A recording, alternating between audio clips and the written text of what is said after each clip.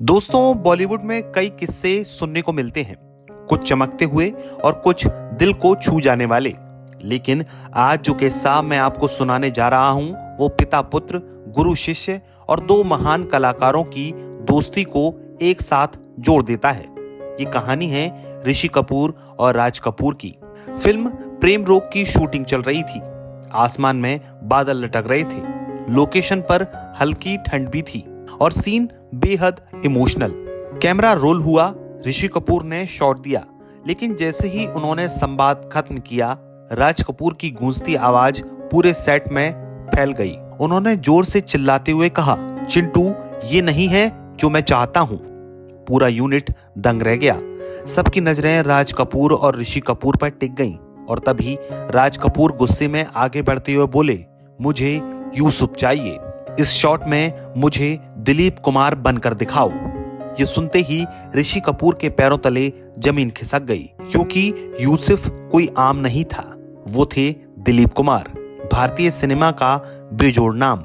ऋषि कपूर ने इंटरव्यू में हंसते हुए कहा था, पापा किसी और एक्टर से कभी नहीं कहते थे कि तुम दिलीप कुमार की तरह बनो, लेकिन मुझसे कह देते थे, क्योंकि राज कपूर जानते थे कि उनका बेटा ये कर सकता है। उसमें वो आग है, वो गहराई है जो एक सीन को कालजयी बना दे। ऋषि कपूर कहते थे, जब पापा खुश नहीं होते थे तो पूरा दोष मेरे ऊपर डाल देते थे, चाहे गलती मेरी ना हो। कट, फिर कट और फिर कट। हर बार यही आवाज आती थी, मैंने जैसा कहा था वैसा क्यों नहीं कर रहे हो चिंटू। ऋषि बताते थे, कई बार बिना वजह मुझे डांट पड़ती थी, लेकिन वो भी प्यार का एक तरीका था। बहुत कम लोग जानते हैं कि राज कपूर और दिलीप कुमार की दोस्ती फिल्मी दुनिया से नहीं थी, बल्कि पेशावर की गलियों से शुरू हुई थी।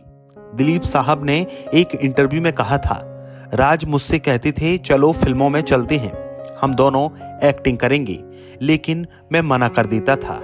राज कपूर ने जिस दोस्त को आदर्श माना, उसी दोस्त को वह अपने बेटे में देखना चाहते थे, और यही वजह थी कि उन्होंने ऋषि कपूर से कहा, मुझे यूसुफ चाहिए। ये डायलॉग नहीं था, ये एक पिता का अपने बेटे पर बेपनाह भरोसा था। ये किस्सा सिर्फ एक शॉट का नहीं, ये कहानी है उस सफर की जहां एक बेटा अपने पिता की उम्मीदों पर खरा उतरता है, उनकी विरासत को आगे बढ़ाता है। ऋषि कपूर ने अपने पिता को सिर्फ डायरेक्टर नहीं कहा, बल्कि अपना पहला, सच्चा और सबसे सख्त गुरु बताया। तो आपको ये कहानी कैसी लगी, आप हमें कमेंट बॉक्स में जरूर बताएं।